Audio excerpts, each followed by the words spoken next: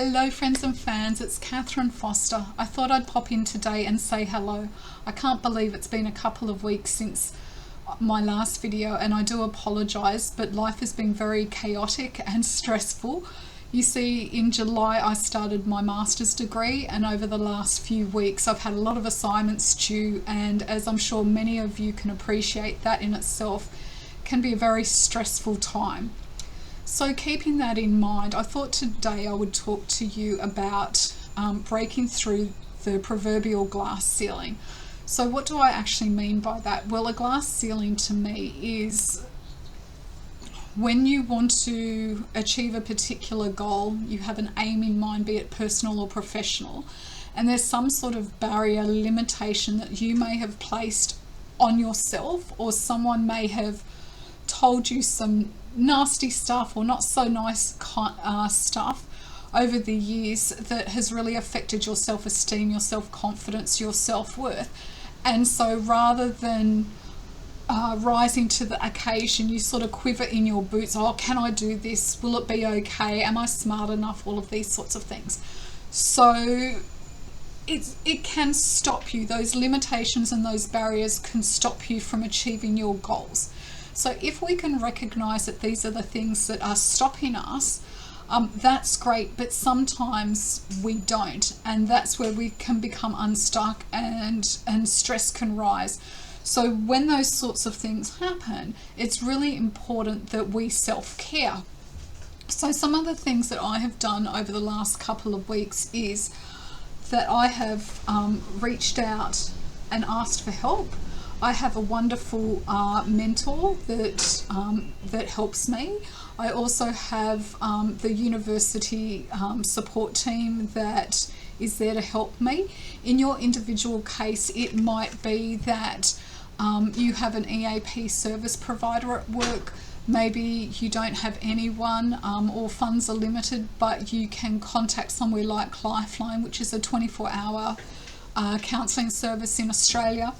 All of those sorts of resources are in the back of the book. Sorry, this one's a little bit old. So at the back of the book, I have Australian resources and international resources. They're on 2 pages each. So no matter where you are in the world, whether you're in Australia or you're local, and you think that you need some help, you're spiraling, you're feeling a bit down, depressed, anxious, whatever it is that you're feeling, you've got the resources in the back of your book to go, okay, this is where I can go and get some help. Okay, so that's really important to recognize when you need help. Okay. The other positive thing that I did for myself during the last few weeks was that I took some time and I reflected on what are the positive coping strategies that have helped me in the past, and then I actively did those things. So one of the examples, and I did this yesterday with my fur babies, is that I went for a walk. This is actually in Port Stephens, close to my home. And we went for a walk around the dam. This photo is a photo of Grahamstown Dam, which is not far from me.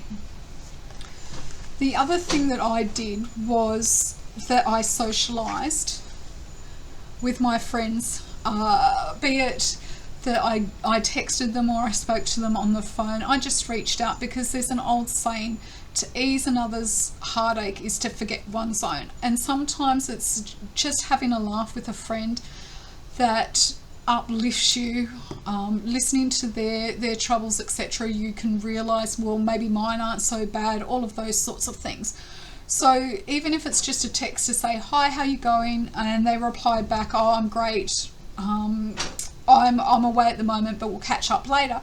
That might be all it needs to realise that you're not alone and life is not too bad. The other thing that I like to do is is to feel the vibrations. So what do I mean by that? So feeling the vibrations is about music or sound. Okay. So when I was very young, when I was 14, what I used to do when I went through a particularly difficult time in my life was that I would turn the radio on or the music on, the CDs, and I would lie down on the ground and I would feel the vibration of the music as I was lying down on the ground. I'd close my eyes and just relax with the music. The first thing that I would do is that I would listen for either the vocals and just solely focus on the vocals, and then I would replay it again and I would listen to the instrumental side of things, tuning out the vocals and solely focusing on that. And what that did was I connected with the music. So whatever the music was stirring up, was bringing up for me, it might be something soft, it might be something that makes you a little bit teary, all of those sorts of things. And that's okay, because it's giving your brain a chance, and your body for that matter, a chance to decompress and just be in the moment and stop those negative thoughts that might be coming up. So for me, that's a really valuable tool.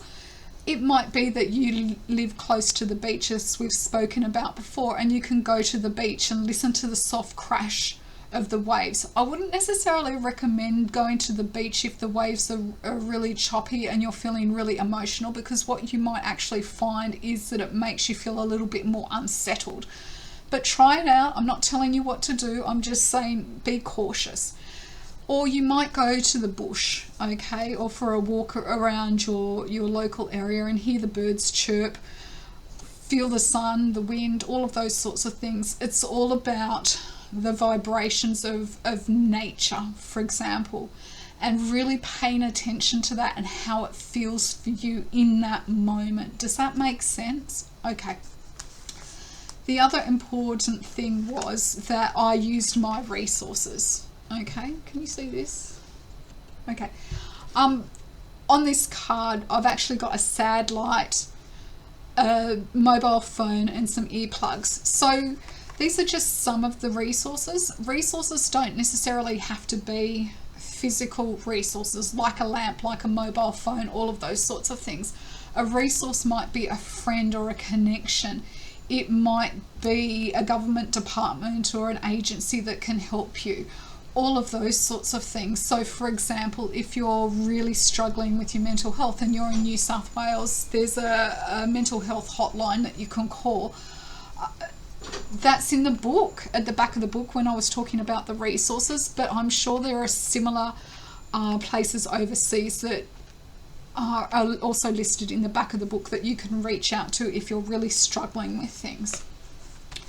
The other thing that I did this week was I listened to, I watched some warm and fuzzy movies. For those that have anxiety or something along those lines, you might actually find this in common with me, is when you're feeling a little bit anxious, you tend to want to watch those feel-good shows from your childhood that just transport you back to a place where it feels safe, calm. You can have a laugh and just let the world go, let it fly by. Okay, so I'm going to show my age here. It might be things like Bewitched or MASH or Family Ties, all of those sorts of shows from your younger years. Or maybe you might be an Outlander fan, okay, and you've seen the shows 100 times, you've replayed them several times, but there's just something there that you like, and you go back and watch that. That's a more modern show. I was trying to show a diversity of shows. I think the most important thing is that if you're going to watch TV shows and movies, that it's not something that's blood, guts and gory and violent, okay? Because at the end of the day, your brain is overloaded, and really what you want to do is to decompress and chill out and just take 5 minutes or an hour for yourself. And we don't really want to go somewhere that's maybe acts as a trigger or exacerbates the situation. So watching something that is warm, light-hearted, may be very beneficial for you. Okay, so at the end of the day, when we're breaking through glass ceilings, it can be really challenging. It can trigger us in lots of different ways. It's really important that you have a support structure around you, that you have identified positive coping strategies that can help you through this period. And if you really are struggling, that you can reach out to someone like myself, like a counsellor, a workplace EAP program. Maybe you're at TAFE or university and they've got a counselling division there. It might be that you reach out to a family member or a friend. You know, who's on your Power of 5 card, okay?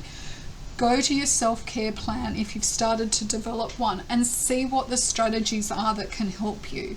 But also remember, if things are really overwhelming and you're spiraling, it is okay to say to someone, I need some time. I need time to process. I'm not okay, you know. I just need a little bit of time. And maybe that means if you're in university like me, that they give you an extension for a couple of days for you to get an assignment done. Or if it's in a workplace situation, maybe they support you and give you information about the EAP program. We all struggle at some point. Have the confidence to ask for help when you need it. And if all else fails, you can contact me via my socials and I can have a chat with you if you like. Or go and buy the self-care workbook and the self-care card sets, and you will have a ready strategy there ready for you when life gets a little bit challenging, when you're trying to grow and evolve and move through this glass ceiling. All right, I hope that has been helpful for you today. I look forward to talking to you again soon. Take it easy. Bye.